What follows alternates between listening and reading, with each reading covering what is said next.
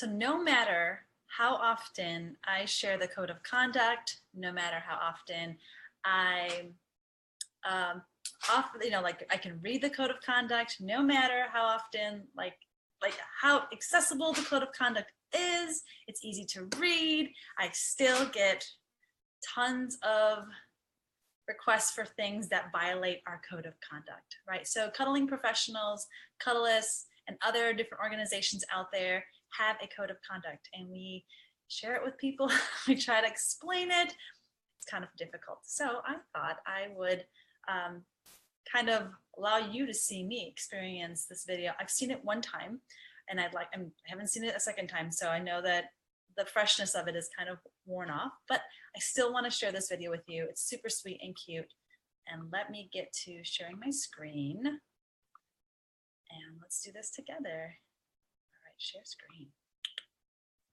All right, next, full screen. Boom. All right. Hi, I'm Solomon. And I'm Kate. We're both professional cuddlists who hear a lot of concerns about what a session might entail. In this video, we'll act out 5 of your worst nightmares in order to bust some cuddle myths with our code of conduct. Are you ready? Yes, I'm totally ready. Hope you're ready too. So what should I wear for a cuddle session? What will the practitioner be wearing? All right, this is hilarious. Okay, so this obviously has never, ever happened. You won't see me. Well, hold up.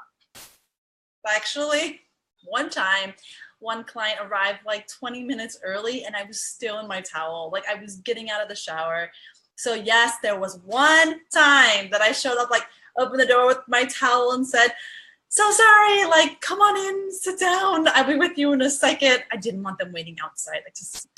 Okay, this hasn't happened, but yeah, it kind of has happened. I was in a towel one time, hair wet. So, but not quite like this. Oh yeah, and let's both arrive and stay sober for our session, okay?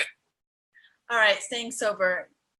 Yes, absolutely. No alcohol. I don't know if my clients have, of course, had a beer, so I think have smelled it on their like breath, that they've drank something. Some of them, every once in a while, that happens. I don't make a big deal of it. Of course, there's like no alcohol during the session or before. And I also have experienced that, like at the end of a session, one time, one of my clients was celebrating and did pop out some rum at the end, had a little sip. So, you know, I'm not completely strict on like this exactly, but definitely don't want to be under any kind of influence during a session. Anything else about this? And, you know, sometimes I'll have a little bit of a drink to take off any kind of headache, but I don't count that as being valid here. So anyway. Hi there, welcome. Would you like a hug? Yeah. Now that's out of the way. What happens if I get aroused during a session? I mean, cuddling is pretty intimate. What do you do? This is a non-sexual service. Both clients and practitioners agree to not pursue or encourage sexual arousal. All right, I gotta say something about that. So yes, this little has kind of happened.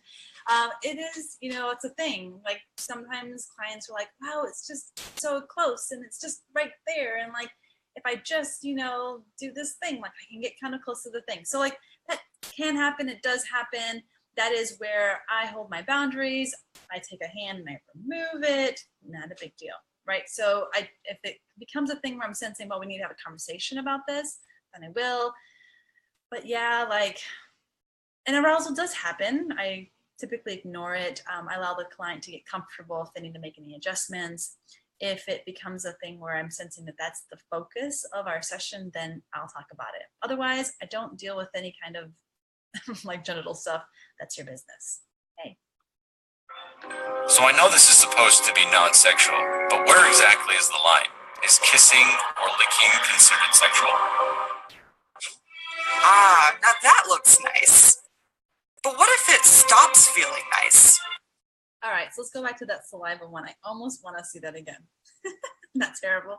I'm going to make you go through this twice because I think it's hilarious. All right, let's do this. Where exactly is the line? Is kissing or licking considered sexual? All right, I love this. Have tongues ever been involved in my sessions? Oops, sorry about that. Yes, actually. This is, anyway, yes, yes, I am a little bit kind of embarrassed about this one. It doesn't, like, a tongue doesn't always need to be sexual for me. It kind of usually is. And with one client in particular, I did stop seeing that client just because I just wasn't comfortable anymore. The little kisses, like I can handle a kiss here and there, but like once it gets like excessive, it's a lot of little kisses, and or suddenly like a tongue might be present, I want to run. So yeah, like even though nothing is quite like this has ever happened, it can feel uncomfortable, like just, yeah, when that intention is to like taste me. There's no tasting of me. You can smell me, but not taste me. Let's go back. Ah, now that looks nice. But what if it stops feeling nice? What am I supposed to say? Client and practitioner both agree to practice consent and attention to personal boundaries at all times.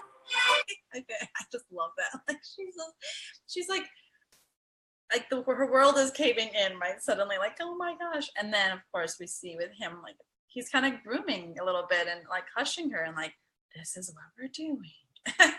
So in our sessions, of course, like the client gets to decide kind of what things look like, how things feel, and both people, as we're going to see right now with the actual code that's going to be read, we both have to agree on what we like and what we want. How does this feel? That's all awesome. But what if I think my Cuddlist is gross? Hi, welcome. Would you like a hug? Sure. Or if they smell weird. What if they think I'm gross? Client and practitioner both agree to respectful personal hygiene. Client will let Cuddlist know if practitioners do not have acceptable personal hygiene. All right, so let's go back to that hygiene thing. Yes, I do my best to maintain good. I think dental hygiene is really important. I've been embarrassed at times because I think like maybe it's not, and I'm like worried, or you know what the worst thing is, and we don't talk about this a lot, but like I like to drink mineral water, so I might get burpy, and if I had sardines that day, oh shit, I'm in big trouble. Like I've burped a few times and I've wondered, can they smell that? Like, and I know they probably can. So there is this fine line where it's like there's digestive issues, and you know, did I do a good job with cleaning my, like, between the teeth with like floss, and body odor. So on my end, I do my best. If I've done anything to be offensive to you, to any of my clients, please let me know. Like, I want you to say, hey, that's stinks. Right.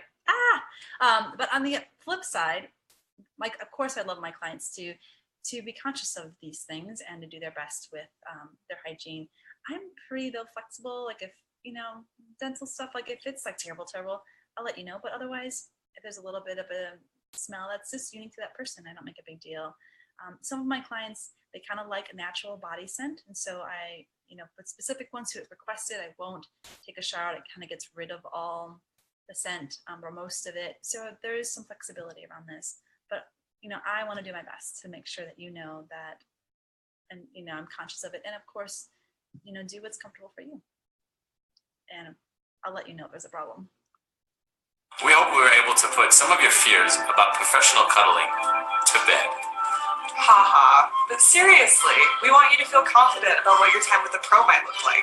So please message us through Cuddlist if you have any further questions. Thank you so much to Solomon and Tate for this fantastic video. It was so much fun and made me laugh. And I think it's just gives some humor to this very important topic. So thank you so much for y'all. And I think say goodbye to them. Thank you to Cuddlist as well for making this video and making, of course, this code of conduct accessible to all of us, for creating it, for making our world a safer place and a place where touch is accessible. Yay to y'all. And I think I'll let that go. How do I get out of here? Stop my share. No. Stop sharing. Okay, I think I stopped. So thank you. I'm Chris. I'm 25 years old, and I am a professional cuddler with Cuddlist. There's more things coming, and I can't even stop. I'll just close that. I don't know how to get back to where I need to be.